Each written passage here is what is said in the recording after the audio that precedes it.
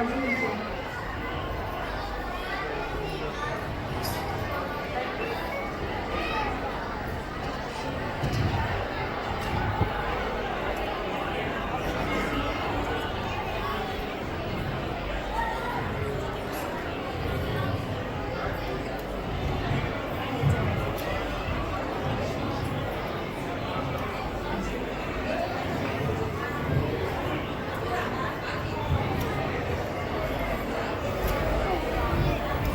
Music please.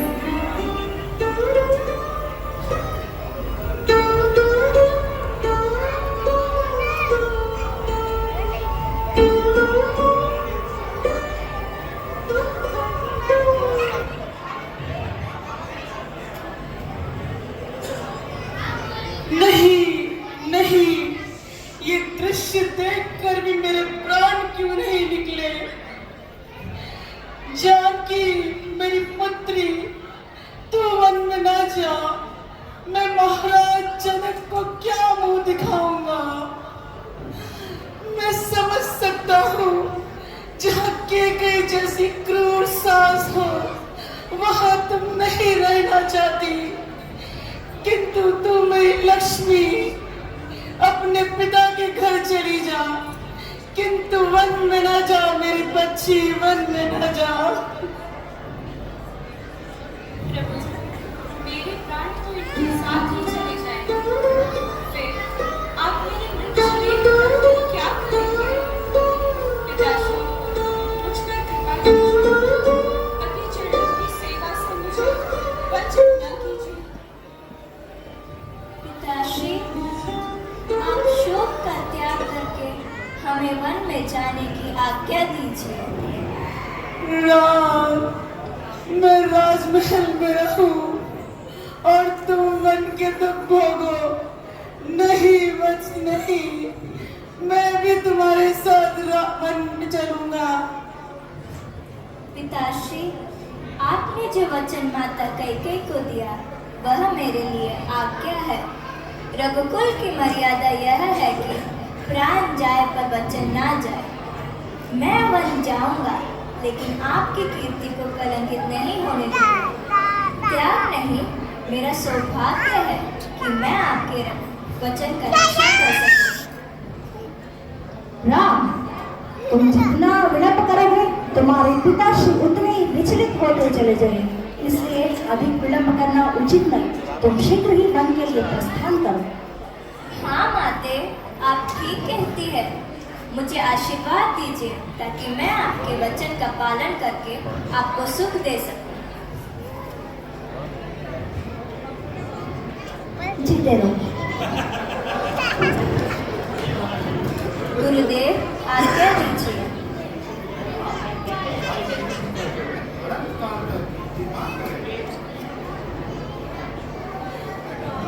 माते,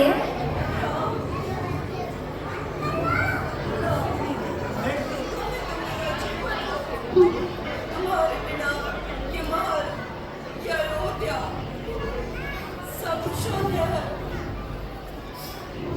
क्या कोई माँ अपने बेटे को ऐसे विदा करती है? हे विधाता, ये कैसी प्रलय की घड़ी है।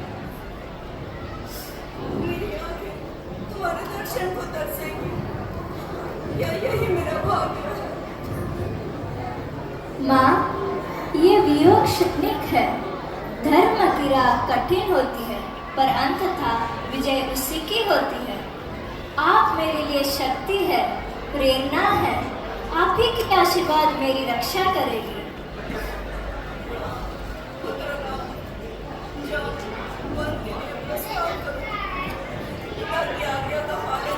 सबसे बड़ा धर्म है।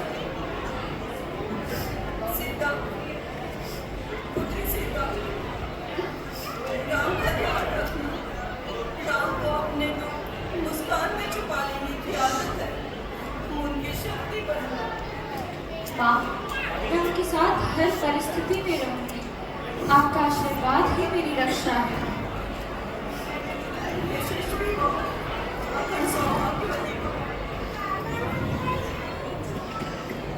पिताश्री, मुझे राम भैया का सेवक बनकर उनकी सेवा करते रहने की आज्ञा दीजिए। लक्ष्मण, मेरे वीर पुत्र, तुम सदैव अपने भाई के साथ धर्म के मार्ग पर चले। तेरी सेवा, निष्ठा और साहस पर मुझे गर्व है। मेरी शुभकामनाएं और आशीर्वाद सदैव तुम्हारे साथ है। वन में जो भी कठिनाई आए उन्हें तो धैर्य और समर्पण के साथ पार करेगा।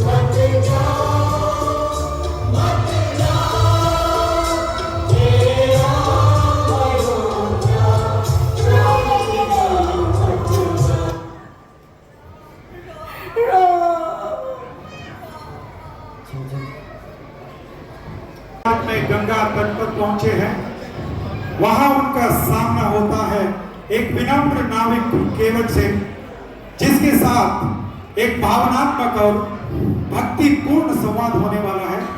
यह दृश्य सरल होते हुए भी अत्यंत मार्मिक है। आइए अब इस सुंदर संवाद को मंच पर सजीव रूप में देखेंगे।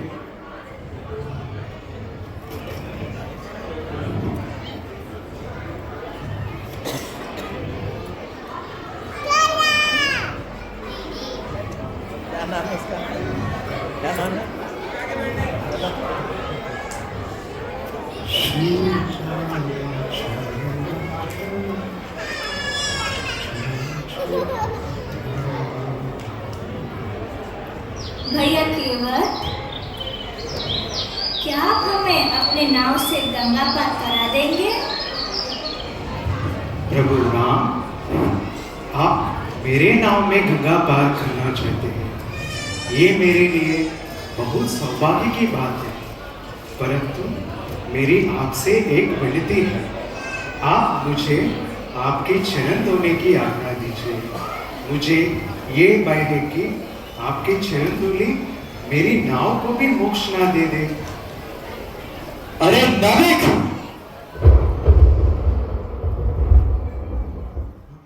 तुम जानते हो तुम किससे बात कर रहे हो? यह अयोध्या के राजकुमार है, स्वयं धर्म के प्रतीक। तुम शर्त लगा रहे हो, नहीं, चरण धोने की बात करते हो। नहीं प्रभु, कहीं तुम कोई छल तो नहीं कर रहे? भैया लक्ष्मण, शांत हो जाइए। ये हमारे भक्त है, इनकी भावनाओं में प्रेम है, छल नहीं। इनके शब्द में भक्ति की गहराई है। प्रभु लक्ष्मण, मेरा कोई अपमान करने का भाव नहीं है। प्रभु राम, आपने अहल्या को आपके चरण स्पर्श से मुक्त किया। यदि आपकी चरण धूलि मेरी नाव को छू गई तो वो भी मोक्ष पा जाएगी, और मैं फिर आपको ही नहीं किसी को इस गंगा को पार नहीं करा सकेगा। केवल तुम्हारी भक्ति निर्मल है, तुम्हारे भावों में सच्चा प्रेम है। प्रभु के चरण धोने का सौभाग्य सबको नहीं मिलता। गंगा तट पर श्री राम केवट की विनम्र प्रार्थना सुनते हैं। केवट चरण धोने की अनुमति मांगता है और श्री राम आप तनिक शांत प्रतीक्षा मुस्कान के कीजिए। साथ सिर हिलाकर सहमति देते हैं। यह संकेत एक भक्त की भावना और भगवान को स्वीकार करने का एक दिव्य संकेत बताता है।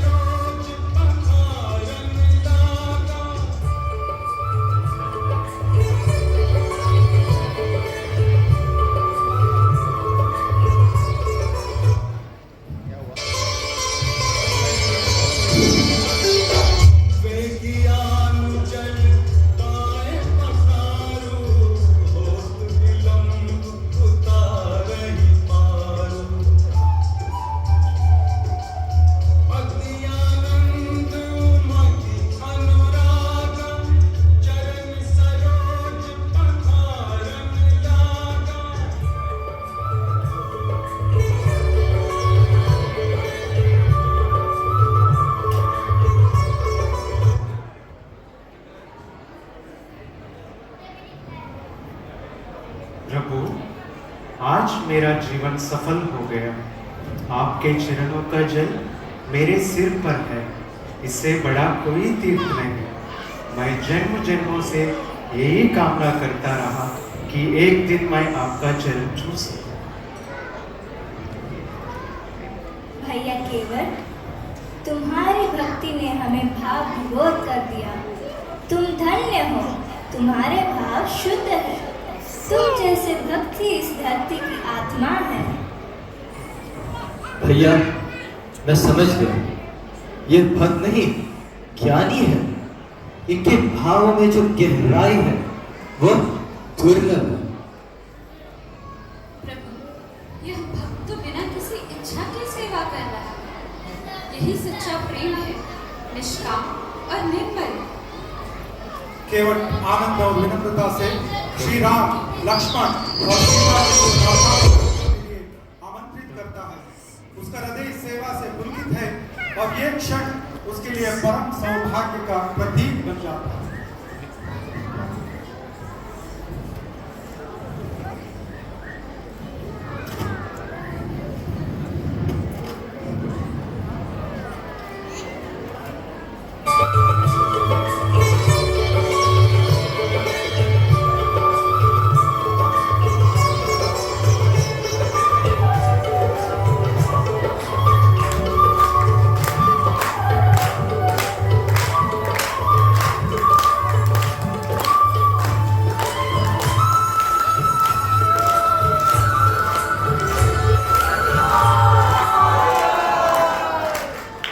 प्रभु, आज मेरा नाव भी धन्य हो गई, जिस पर आप जैसे भगवान सवार हो, वो भी तीर्थ स्थान बन जाता है। भैया केवट, तुम्हारी भक्ति ने हमें छू लिया। तुम्हारा मन निर्मल है, जैसे गंगा की धारा।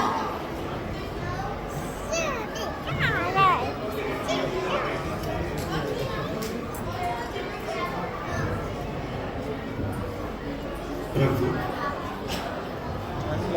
आइए।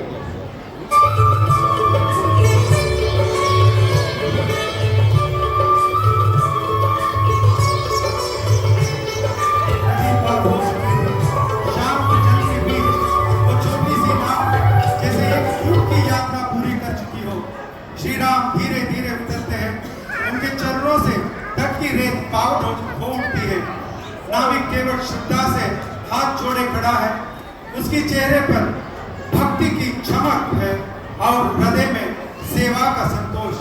श्री राम एक मुद्रा निकालते हैं सेवा का मूल्य देने के लिए, और यही से आरंभ होता है एक भक्त और भगवान के बीच का अनुभव संवाद। भैया केवट, यह लो दक्षिणा, तुम्हारे सेवा का प्रतिफल। प्रभु, मैं आपसे कैसे दक्षिणा स्वीकार कर सकता हूँ? आप तो इस संसार रूपी भव सागर के नाविक हैं, जो सारे पुण्य जीवों को मोक्ष की ओर ले जाने वाले हैं। मैं तो केवल इस नदी का नाविक हूँ। जब दो नाविक मिलते हैं तो वो एक दूसरे से दक्षिणा नहीं लेते। आप तो स्वयं परमात्मा हैं। मैं तो आपका साधारण सेवक हूँ। मुझे कुछ नहीं चाहिए प्रभु, बस इतना वरदान दीजिए कि जब आप इस संसार से सारे पुण्य जीवों को पार कराए तो मेरी आत्मा भी आपके नाव में बैठ सके प्रभु। तुम्हारी भक्ति अमर रहे केवट, तुम जन्म जन्मांतर तक मेरे हृदय में रहोगे। धन्य हो प्रभु राम।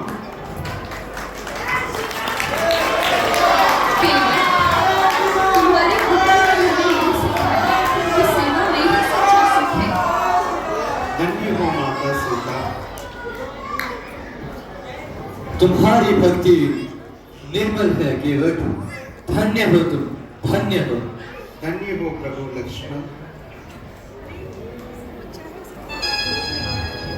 भगति में डूबो बावरो केवट, प्रभु पग धूलि लगावत माता दीन दयाल दयानिधि चल दिए तोड़ते बंधन जो पालन किए जाएंगे।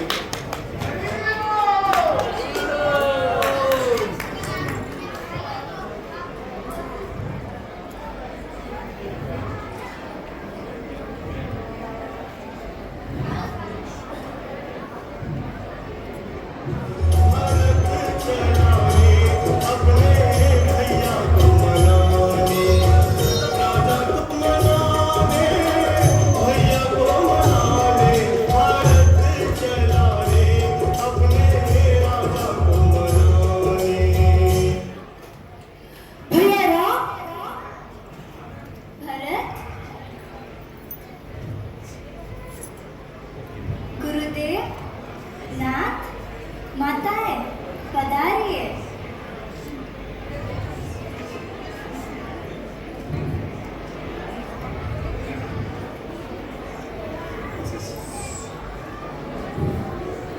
भैया राम, अयोध्या आपके बिना शमशान बन गया है। प्रजा रो रही है, माताएं व्याकुल है। श्री उन्होंने आपके वियोग में प्राण त्याग दिए। क्या आप मुझे इस बार से मुक्त नहीं करेंगे? भरत, मैं जानता हूँ तुम्हारा प्रेम, तुम्हारा हृदय धर्म से भरा है, परंतु पिताजी ने जो वचन दिया है उसे निभाना मेरा धर्म है। यदि मैं लौट गया तो रघुकुल की मर्यादा टूट जाएगी। क्या तुम चाहोगे कि मैं पितृवचन को भंग करूं? भैया, धर्म केवल वचन निभाना नहीं होता, धर्म में करुणा भी होती है, न्याय भी। क्या प्रजा का दुख धर्म नहीं है? क्या माता की पीड़ा धर्म नहीं है? भरत, भैया राम ने जो मार्ग चुना है वह कठिन है पर धर्ममय है। तुम्हारा प्रेम सच्चा है और धर्म की राह भावनाओं से नहीं सिद्धांतों से चलती है। भरत, प्रभु राम त्याग केवल वनवास नहीं, यह आत्मा की परीक्षा है। वे स्वयं को तप में डालकर रघुकुल की मर्यादा को जीवित रख रहे हैं।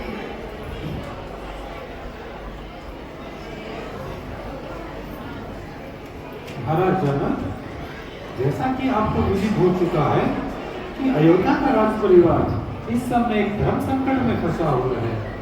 ऐसे समय में आपका आगमन हमारे लिए मंगल सूचक है। इससे हम सबको एक धैर्य बन गया है। आप अपने ज्ञान और विवेक से हमारा मार्गदर्शन कीजिए।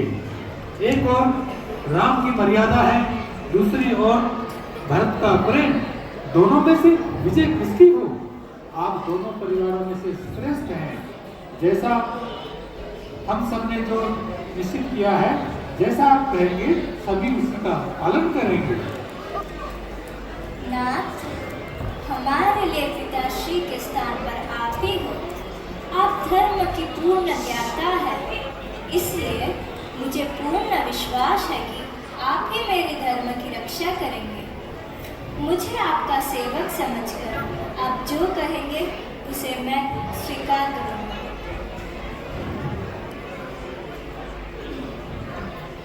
हे धर्म पिता, मैं अब आपकी भरोसे पर हूँ। आप एक पिता की बातें मुझे अधर्म से बचाएंगे। आप एक राजा भी है, ऋषि भी है, इसलिए निष्पक्ष भाव से मेरे हृदय के प्रेम को जानकर मेरा न्याय करेंगे। मैंने श्री राम के राज्याभिषेक के सारे सामग्री सबके सामने रख दी। यदि ज्ञान मेरे पक्ष में है तो इस समय सबके सामने श्री राम के राज्याभिषेक किया जाए। यही अपेक्षा लेकर मैं अपने नाम को आपकी आदर करता हूँ। श्री राम, श्री भरत, आप दोनों में महान कौन है इसका निर्णय तो स्वयं ब्रह्मदेव भी नहीं कर सकते। फिर मैं तो एक तुच्छ प्राणी एक ओर धर्म और मर्यादा की सीमा है, तो दूसरी ओर प्रेम और ममता की पराकाष्ठा। इन दोनों महान विभूतियों के बीच निर्णय करने का कार्य अत्यंत दुष्कर है। हे राम, अपने धर्म पर तुम्हारी दृढ़ता देखकर इस समय देवता तुम्हारी वंदना कर रहे हैं। धर्म सबसे बड़ी शक्ति है। शास्त्रों में भी वर्णन किया गया है कि तीनों लोगों में धर्म से ऊपर कुछ नहीं, जिससे हम सब बंधे हुए हैं। परंतु प्रेम एक ऐसी दिव्य नीति है जिस पर किसी धर्म का बंधन नहीं। प्रेम निष्कलंक, निस्वार्थ है। प्रेम सभी धर्मों से ऊपर है। इसीलिए इस समय भरत का पलड़ा भारी है। हे राम, भरत का प्रेम निष्कलंक और निस्वार्थ है और वह तुम्हारा अनन्य भक्त भी है। तुम्हारे प्रेम की जीत हुई है भरत, परंतु याद रखना, प्रेम का भी एक विधान होता है, कुछ नियम होते हैं। प्रेम की शक्ति इसमें है कि वह निस्वार्थ होता है, और जब प्रेम निस्वार्थ होता है तो वह कुछ मांगता नहीं है। तो तुम्हें यह सोचना चाहिए कि इस समय राम के लिए तुम क्या दे सकते हो। प्राणों से बड़ी वस्तु कुछ नहीं होती है महाराज। मैं श्री राम के लिए अपने प्राण भी दे सकता हूँ। प्राण देना सरल है भरत। यदि तुम सच्चे भक्त हो तो श्री राम के चरणों में बैठकर उनसे पूछ लो कि उनकी प्रसन्नता किसमें है। जो आज्ञा महाराज, आपने मेरी आंखें खोल दी। भक्ति क्या होती है यह मैंने आज समझा। जब जन्मांतर तक मैं आपकी ऋणी रहूंगा। भैया क्या दो, मुझे क्या करना है? भरत, आज राम तुम्हारे प्रेम के सामने हार गए।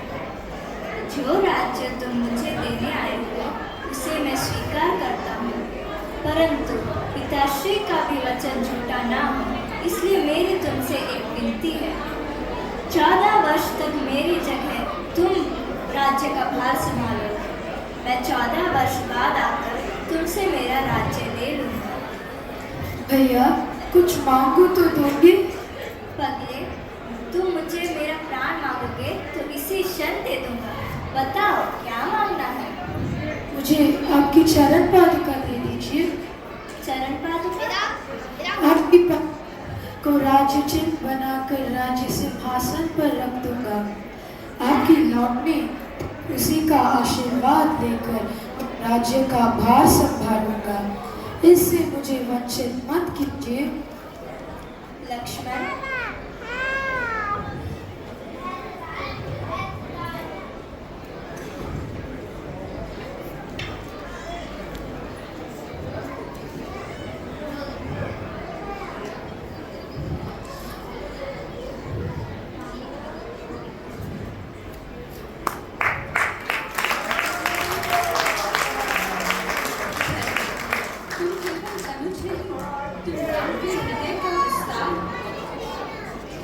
भरत, आज तुमने सिद्ध कर दिया कि प्रेम और धर्म साथ चल सकते हैं। भरत समाप्त हो चुके थे। चित्रकूट की वादियां तुम्हारी सदा ही जय हो, धन्य हो। हरे कृष्ण। संवाद समाप्त हो चुके थे।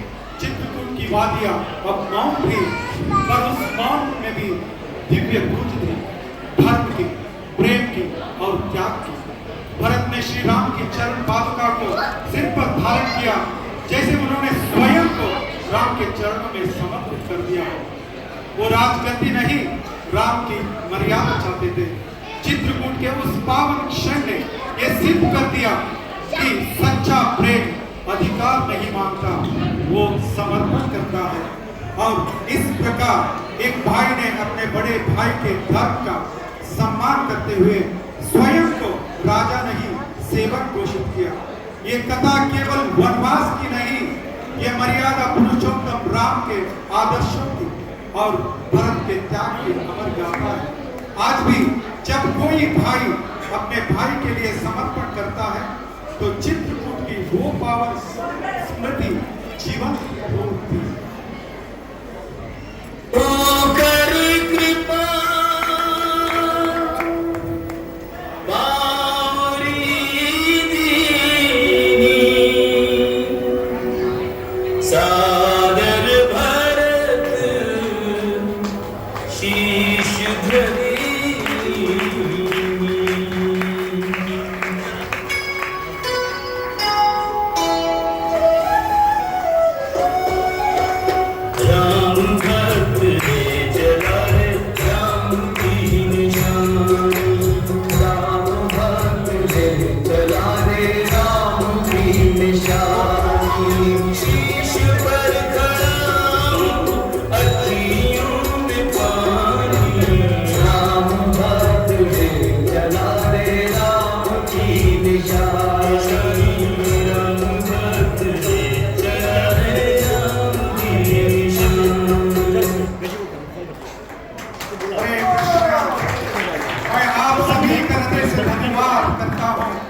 जिन्होंने इस पावन कथा को देखा, सुना और अनुभव किया। ये केवल एक मंचन नहीं था, ये एक स्मरण था उस आदर्श जीवन का जो श्री राम ने हमें दिखाया। आज जब हम इस कलयुग की चुनौती से घिरे हैं, अशांति, अहंकार और स्वार्थ की बाढ़ में, ऐसे समय में श्री राम का जीवन हमें दिशा दिखाती है। आइए हम सभी मिलकर प्रभु श्री राम से प्रार्थना करें कि कलयुग के लोग धर्म को समझें, प्रेम को बनाएं, प्रेम को अपनाएं और जीवन को राम राज की तरह शांत, न्यायपूर्ण और मंगलमय बनाएं। जहां हर मन में करुणा हो, हर घर में सुख हो और हर समाज में समरसता हो, वही सच्चा राम राज्य है।